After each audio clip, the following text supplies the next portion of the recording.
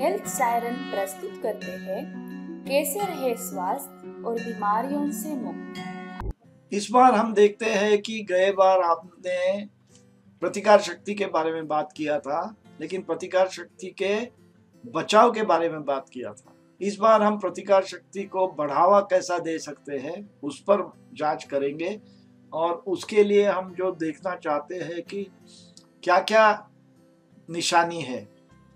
तो अगर हम प्रतिकार शक्ति के बारे में बात करते हैं तो प्रतिकार शक्ति के बारे में पीएच बहुत महत्वपूर्ण समझा जाता है। तो पीएच को बदलाव लाने के लिए काफी कुछ चीजें हैं, जैसे कि नींद, सांस लेना, कसरत करना, ठीक से खाना, वक्त पे खाना, स्ट्रेस होना या ना होना, वगैरह वगैरह। तो इन सब हिसाबों का हम देखेंगे, लेकिन इस बार हम सांस के बारे में ज्यादा सोचेंगे। तो आगे चल के देखते हैं पीएच क्या होता है और सांस के बारे में आगे इस वीडियो में उसका क्या फायदा करेंगे। तो पीएच के बारे में जब हम बात करते हैं तो सभी को पता है कि पीएच जो है ये अपना एसिड अल्कली का बैलेंस है जो खून में होना चाहिए। उसका 7.35 to 7.45 ऐसा असर होता है।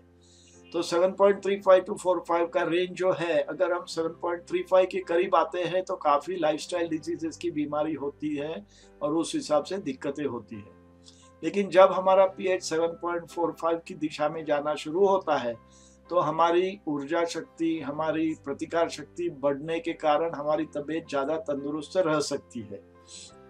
तो उस हिसाब से हम जो भी चीज़ें करने जाने वाले हैं उससे हम हमारा पीएच जो है उसको बढ़ाने की कोशिश करेंगे। उसका मतलब हुआ कि जब पीएच हम बढ़ाने की कोशिश करेंगे तो हमारी प्रतिकार शक्ति बढ़ेगी। तो पीएच बढ़ाने के लिए क्या क्या इस्तेमाल कर सकते हैं, कोई हम यहाँ बात करेंगे सांस के बारे में, कसरत के बारे में, खाने के बारे में, किस ढंग से खाते हैं उसके बारे में, चबाते हैं कैसे चबाते हैं, नींद, भावनाओं का संभालना, स्ट्रेस, ध्यान करना, ये सब अपने पीएच पर असर करता है। हमें जांच करना चाहिए। पहली बात हमने गए वीडियो में थोड़ा सा बात किया था कि हम जो भी चीज़ें करते हैं, जो भी खाना खाते हैं, परोठा खाओ या जलेबी खाओ या जो भी खाओ, तो उससे अपने बदन पे खून में वो जलेबी नहीं होती है, खून में पराठा नहीं होता है, उसमें से जो अंश होते हैं वो निकाल निकाल के अपने खून में पहुंच जाते हैं। उसी तरह ये कौन सी भी ढंग की हम भावनाओं के हिसाब से हम कुछ खुश हो, एकदम संतुष्ट हो, शांत हो, या गुस्से में हो, या हमें मूड ऑफ हो गया, या हम दुखी हो, तो ये सब लोग इमोशंस का, भावनाओं का असर ऐसा होता है कि पीएच पे बिल्कुल डायरेक्ट इफेक्ट हो जाता है। अच्छे चीज़ों से खुश होने से पीएच बढ़ जाता है अल्कलाइन की तरफ, लेकिन हम दुखी रहने से, बुरा लगने से पीएच कम हो जाता है। मतलब ऐसा हुआ कि जब हम सुखी होते हैं तो हम बीमारी से दूर जाते हैं, और हम दुखी होते हैं तो बीमारी के करीब जाना शुरू कर देते हैं। तो यही है रहस्य कि हम अपनी तबीयत संभालने के लिए क्या क्या करें। अभी हम पीएच के बारे में जब बात कर रहे थे और पीएच को जब पॉजिटिव दिशा में ले जाने की बात कर रहे थे, तो आज के वीडियो में हम सांस का उस पर कितना असर है उस पर बात करेंगे।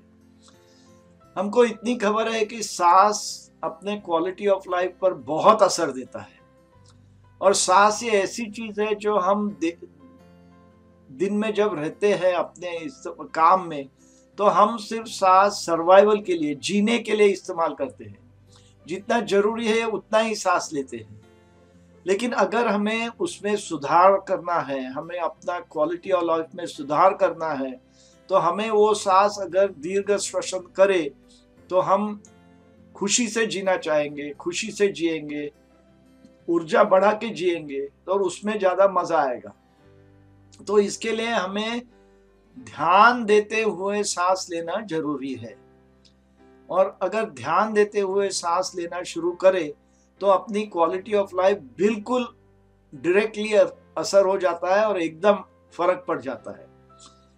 आसान बात है, इस पर ध्यान देना जरूरी है कि जब हम खुश होते हैं तो हम लंबे चौड़े सांस लेते हैं, लेकिन अगर हम दिल का दौरा है, या हमें दुखी है, या हम सैड है, या हमें अच्छा नहीं लग रहा है, रोना धोना हो रहा है, तो हम सांस लेना कम करते हैं, बिल्कुल धीमे धीमे सांस लेना शुरू कर देते हैं। तो सांस का और मूड का, सांस का और तंदुरुस्ती का, सांस का और पीएच का बहुत गहरा संबंध है। और ये समझना जरूरी है कि सांस जब हम लेते हैं तो उससे असर डायरेक्टली पीएच पे हो सकता है, और वो अपने हाथ में है। इसीलिए हम दोबारा दोहराते हैं कि हम जब सांस ले तो हम कॉन्शियसली सांस लेना शुरू करें। तो अभी सांस लेने के लिए अपनी रेस्पिरेटरी सिस्टम, श्वास की जो सिस्टम है, उस पर थोड़ा गौर करेंगे। तो श्वास की सिस्टम की बात जब करते हैं तो हमें पता है कि फुफ्फुस है, नाक से हम सांस लेते हैं। नाक में से सांस लेना अच्छा है क्योंकि नाक हमारा फिल्ट्रेशन सिस्टम है। इसीलिए बच्चे लोगों को हम घड़ी घड़ी बताया करते हैं कि मुंह से सांस मत लो बेटे, नाक से सांस लिया करो।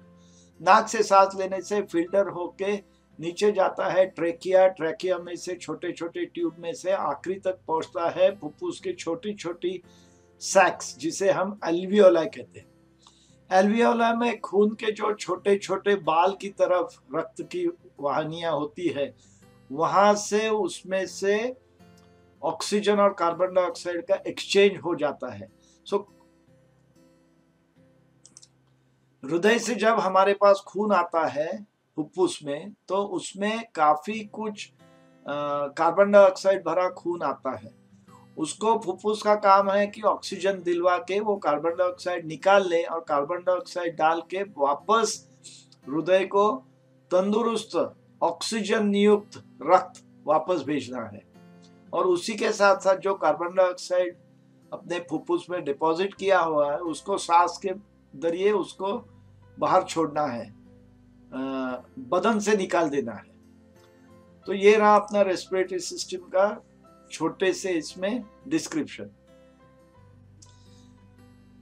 अभी हम प्रैक्टिकल थोड़ा करके बताएंगे और उसके बारे में पहला जांच करेंगे कि जब हम सांस लेते हैं तो हम सिर्फ सांस लेते हैं और छोड़ते हैं, लेकिन ये पूरा काम नहीं है। लेकिन उसके लिए ठीक ढंग से करने के लिए हम अपना पेट का इस्तेमाल करना जरूरी है। लेकिन आजकल के फैशन में जब हम टाइट पैंट्स, टाइट क्लोथ पहनते हैं तो उससे पेट का हिलना जुलना मुश्किल हो जाता है और इसीलिए हमारी सांस और भी कमजोर हो जाती है। तो इस हिसाब से हमारा सांस लेना सिर्फ नाजुक नाजुक रह जाता है, वो अपने बदन के लिए अच्छी बात नहीं है। तो अभी हम थोड़ी सी कसरत करके देखेंगे और आप भी खुद जांच लोगे कि क्या फर्क पड़ता है। आप अभी घड़ी लगाइए और आप साधारण 5 सांस लेने का काम कीजिए। वो 5 सांस का घड़ी में कितने सेकंड लगते हैं उसकी जांच कीजिए। थोड़ी देर के लिए ये वीडियो पॉज कीजिए और वो 5 सांस के बाद कितना वक्त लगा वो देखिए। वो देखने के बाद 1 सांस के लिए कितना वक्त लगा वो हिसाब लगाइए।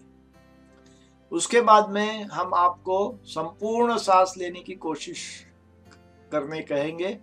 वैसे 2 सांस लेना, फिर घड़ी लगाना, और संपूर्ण सांस लेते वक्त बहुत लंबा सांस लिया करो, सांस रोक के रखो, सांस धीरे से मुंह से छोड़ो और फिर सांस रोक के रखो। ऐसे 2 सांस लेने से फिर आपको संपूर्ण श्वास का वक्त भी मिल जाएगा।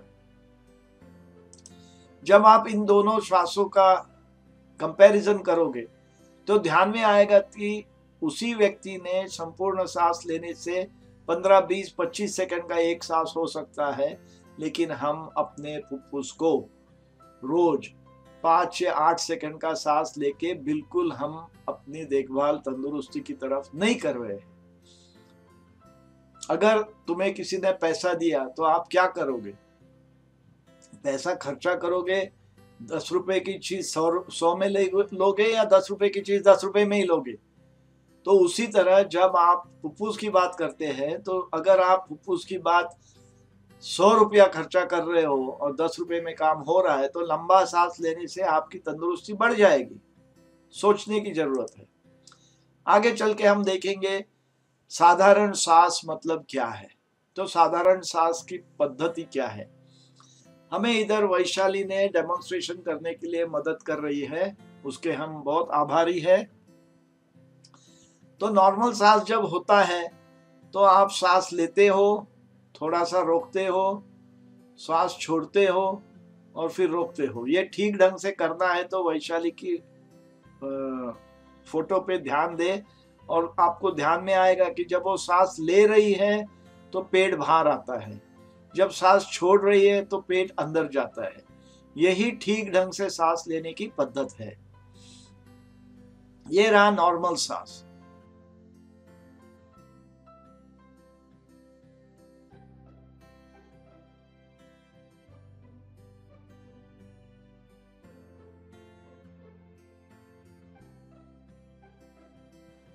अब संपूर्ण सांस की जब हम बात करते हैं तो वैशाली इस बार हमको संपूर्ण सांस के बारे में डेमोन्स्ट्रेशन देगी। इसके बारे में हम यही कहेंगे कि जब सांस लेना है तो नाक से लंबा सांस लेना है, जितना हो सके उतना संपूर्ण सांस रोक के रखना है। सांस धीरे से मुंह से छोड़ना है और फिर सांस रोक के रखना है। वैशाली अभी आप शुरू करें सांस लेना। अभी जो सांस ले रही है, सांस लेने को हम पूरक कहते हैं। पूरक मतलब लंबा सांस लेना। जब कोई सांस रोक लेते हैं उसे हम अंतर कुंभक कहते हैं, क्योंकि सांस लेने के बाद कुंभक कर रहे हैं। तो वो अभी वैशाली ने सांस रोक लिया है, अंतर कुंभक है। अंतर कुंभक के बाद रेचक करते हैं। जब वो सांस छोड़ते हैं, छोड़ते वक्त मुंह से छोड़ना जरूरी है और संपूर्ण सांस छोड़ना जरूरी है। तो रेचक करने के बाद पूरा सांस निकल जाने के बाद हम बहिर्कुंभक भी करते हैं, जहां हवा कम होती है फुफ्फुस में, लेकिन हम उसे रोकने की कोशिश करते हैं। ये रहा संपूर्ण सांस लेने की पद्धति। अभी वैशाली जो बता रही है उस पर जरा ध्यान देखो, वो उसी ढंग से सांस लेने की कोशिश कर रही है, कष्ट लगाते हुए। यही अपना उद्देश्य है कि हम संपूर्ण सांस ले। और संपूर्ण सांस लेते वक्त उसका फायदा क्या होता है, जब हम अच्छी तरीके से पूरक करते हैं तो हमें ज्यादा ऑक्सीजन मिलता है। जब हम अच्छी तरीके से अंतर कुंभक करते हैं तो हमारा पूरा ऑक्सीजन खून में मिलाया जाता है और खून बदन का पूरा कार्बन डाइऑक्साइड निकला हुआ जाता है। जब हम अच्छे ढंग से रेचक करते हैं तो पूरा कार्बन डाइऑक्साइड जो है वो बाहर फेंका जाता है, बदन से बाहर। और फिर वापस हम जब बहिर्कुंभक करते हैं तो जो थोड़ा बचा हुआ ऑक्सीजन है उसका भी इंटरचेंज होने की मदद हम करते हैं। वैशाली धन्यवाद, आपने बहुत बढ़िया डेमोन्स्ट्रेशन दिया इस पे, संपूर्ण श्वास करने की तरीके पे। अभी आगे चल के हम देखेंगे कि संपूर्ण श्वास लेने से फायदे क्या होते हैं। हम जब आपको बता रहे हैं कि संपूर्ण श्वास लेना जरूरी है, ये तो भी जरूरी है कि उसके फायदे क्या होंगे। फुकट का थोड़ी कोई कुछ करेगा। तो शारीरिक फायदे ऐसे होते हैं कि तुम्हारा फुफ्फुस बिल्कुल फुला हुआ रहता है, तुम्हारे रिब्स वो फूल जाते हैं, तुम्हारे छाती के स्नायु ताकतवान बन जाते हैं। उससे आपको फिजियोलॉजिकल बेनिफिट क्या होता है, तुम्हारा फिजियोलॉजिकल बेनिफिट होता है कि तुम्हें ज्यादा ऑक्सीजन मिल जाता है और अच्छे ढंग का ऑक्सीजन पूरे खून में फैला देते हो। आपकी लाल पेशियां बढ़ने लगती है। आपकी लाल पेशियां बढ़ने के लिए मैसेज जाता है बोन मैरो को, जो वहां से ज्यादा लाल पेशियां बनाना शुरू कर देता है। और इस सब क्रिया से कार्बन डाइऑक्साइड बाहर ज्यादा जाने से तुम्हारा पीएच जो है वो बढ़ जाता है, ज्यादा अल्कलाइन बन जाता है, क्योंकि कार्बन डाइऑक्साइड एसिड है। तो उसको हम बदन से जितना उड़ा दे, निकाल दे, तो देह का पीएच, खून का पीएच बढ़ते बढ़ते अल्कलाइन की दिशा में जाना शुरू करता है, जो तंदुरुस्ती के लिए बढ़िया है। अभी प्राणायाम मतलब क्या? प्राणायाम तो संस्कृत का शब्द है, अपने घर का शब्द है। तो प्राण बोले तो अपनी लाइफ फोर्स, ऊर्जा, और आयाम बोले तो उसको बढ़ाना। तो प्राणायाम कहते हैं कि अपनी लाइफ फोर्स को हम बढ़ावा दे, प्राण को बढ़ाए। उसके लिए पूरक, अंतर कुंभक, रेचक और बहिर्कुंभक करना बहुत जरूरी है। इससे हमारे बदन को बहुत स्थिरता मिलती है, इससे हमारे बदन को बहुत ताकत मिलती है। प्राणायाम करना क्यों जरूरी है? प्राणायाम करना जरूरी है क्योंकि प्राणायाम से अपना ऊर्जा शक्ति बढ़ती है।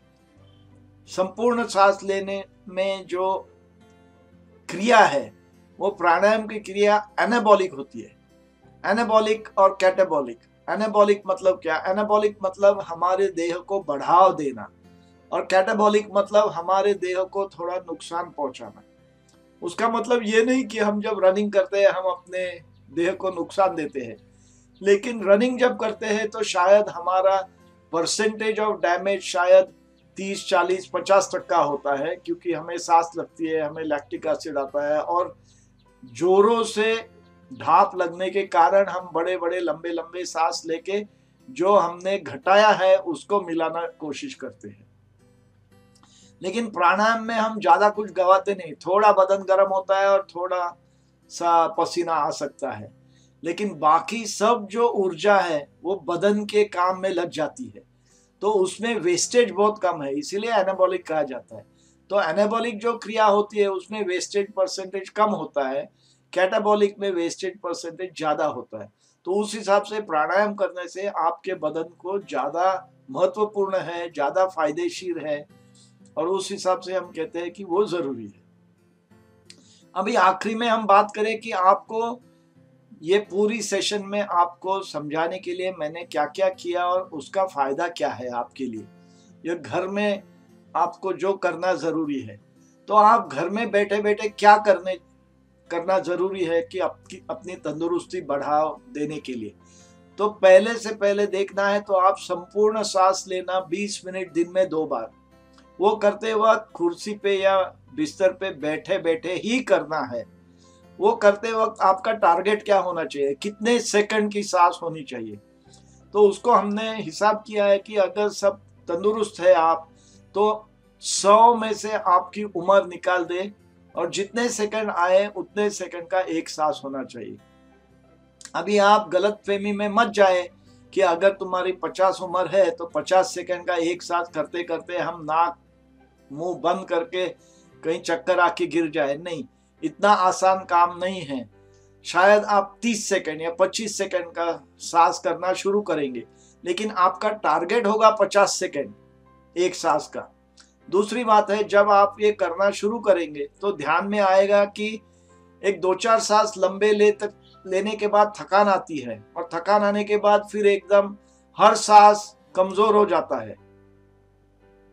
तो अगर हर सांस कमजोर हो गया तो ध्यान में आता है कि अरे अभी तो 10-10 सेकंड का सांस आ रहा है, तो कोई बात नहीं। लेकिन उस हिसाब से कोशिश करते करते 50 सेकंड तक एक 6 हफ्ते, 2 महीने, 3 महीने के बाद पहुंच जाइए। जैसे जैसे वहां पहुंच जाओगे तो आपको तंदुरुस्ती का महसूस होना शुरू हो जाएगा।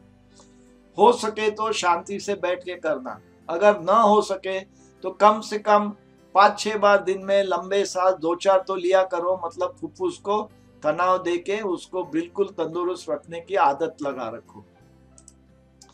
आखिरी में हम बताना चाहते हैं कि हमने आपको इतना सब मदद किया कि आपको तंदुरुस्ती की दिशा में ले जाने के लिए। तो हमने कैसी मदद की? हमने आपको सांस के बारे में पूरी जानकारी दी, ज्ञान दिया, वो ज्ञान समझाया, ज्ञान किस प्रकार आपको फायदेशीर है, उसके महत्व क्या है, वो सब बताया। आपसे थोड़ी चीजें करवा ली और करके डेमोन्स्ट्रेशन करके बता दिया कि क्या फर्क पड़ता है। तो हमारी आपसे विनती है कि आप रोज 20 मिनट 2 बार दिन में ये 3 महीने के लिए ये कसरत किया करो। ये करते करते आपको इतनी आदत पड़ जाएगी तो आपको जीवन का एक पहलू हो जाएगा। जब वो जीवन का एक पहलू हो जाता है तो ध्यान में आएगा कि अरे ये तो मुझे आदत पड़ गई। तभी आप पीछे मुड़ के देखोगे तो ध्यान में आएगा कि तुम्हारी तबीयत में फर्क होना शुरू हो गया है।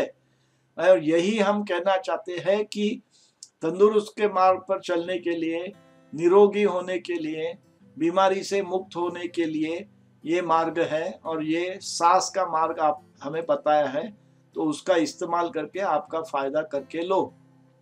धीरे धीरे अगले बार हम अलग अलग ढंग के बातें बताएंगे तो उस हिसाब से देखा जाएगा। अभी थोड़ी सी बात मेरे बारे में। मैं आनंद बापट हूँ, पूना में मेरा प्रैक्टिस है, एक्यूपंक्चर और निसर्गोपचार की प्रैक्टिस करता हूँ मैं। हम सूर्य नमस्कार भी सिखाते हैं, जिन्हें हम साइंटिफिक सूर्य नमस्कार कहते हैं। हमारा सूर्य नमस्कार सिखाने के लिए हमें 8 घंटे की जरूरत है, क्योंकि हम अलग ढंग का सूर्य नमस्कार सिखाते हैं। हमारे सूर्य नमस्कार में 70 प्रकार के कठिनाइयां हैं, जो हम आपको जितना हो सके, आपकी काबिलियत जितनी हो उस हिसाब से हम आपको सिखाना चाहते हैं। हम निसर्गोपचार को साइंस के साथ जुड़ा के साइंटिफिक नेचुरोपैथी करना कोशिश कर रहे हैं। शिवाम्बू में मैं तज्ञ होने के नाते उसका प्रचार बहुत करना चाहता हूं, क्योंकि हमारे हिसाब से उससे बहुत लोगों को जल्द से जल्द फायदा हो सकता है। मैं कई सालों से फ्री इंटरनेट क्लिनिक चला रहा हूं, जो लोगों की अगर कोई भी दिक्कतें हो, जो मुझे ईमेल पे कांटेक्ट करे तो उनकी मदद करने की कोशिश करता हूं। अभी हम ये निरोगी कैसा रहे, रोग मुक्त कैसा रहे, इसके बारे में जो हम YouTube वीडियोस बना रहे हैं, वैसे ही हम 4 घंटे का लेक्चर पूना में कॉर्पोरेट्स और पब्लिक को देना चाहते हैं और दे भी रहे हैं। तो उस हिसाब से वो प्रोग्राम जारी है। अभी मेरी विनती है कि आप आपकी तंदुरुस्ती संभालें, और धन्यवाद। अगले एपिसोड तक नमस्कार। आनंद बापट जी, स्वास्थ्य के बारे में इस महत्वपूर्ण जानकारी के लिए हम आपके आभारी हैं। यह मालिका 15 से 22 भाग की है। इसमें अपने शरीर को तंदुरुस्त बनाने के लिए मदद होगी। ये मालिका आपको ज्ञान और शरीर को स्वस्थ रखने के लिए मार्गदर्शक बनेगी। हमारी ऑनलाइन शैक्षणिक और सपोर्ट सुविधा आपके स्वास्थ्य संवर्धन के लिए प्रस्तुत है। आपके संबंधित प्रश्न ईमेल कीजिए। आपको संक्षिप्त में हेल्थ सायरन की खबर और हमसे जुड़ने की जानकारी। अगर आपको यह वीडियो पसंद आया तो इस चैनल को लाइक और सब्सक्राइब करना ना भूलें। Download app Health Siren for all health solutions at your doorstep.